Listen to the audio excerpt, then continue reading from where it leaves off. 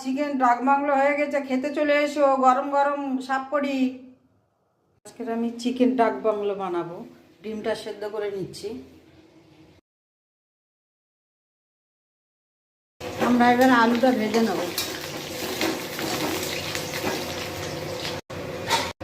আমরা এবার গরম মশলা ফোড়নটা দিয়ে দেবো, পেঁয়াজটা ভেজে নেব।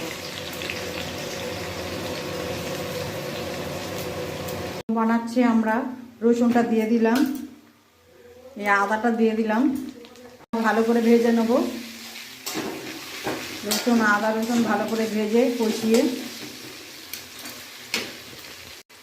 টমেটোটা দিয়ে দেবো। টমেটোটা ভালো করে কষাবো। হলুদ লঙ্কা জিরে আমরা দিয়ে দিলাম। এবার মশলাটা ভালো করে কষানো হয়ে গেছে, এবার চিকেনটা দিয়ে দেবো। চিকেনটা আমরা চিকেনটা দিয়ে দিলাম, এবার একটু ভালো করে কষিয়ে নেব। চিকেনটা আমরা ভালো করে কষাবো। আমরা এবার মাংসটা ভালো করে কষিয়ে নিয়েছি, এবার আলু দিয়ে দেবো। আলু দিয়ে একটু ভালো করে কষিয়ে নেব। একটা ডিম দিয়ে দিলাম। আমরা এবার জলটা দিয়ে দিলাম।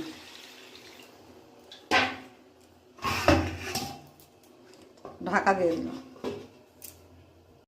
দেখি এবার ঢাকাটা খুলে চিকেন ডাক বাংলো আমাদের রেডি।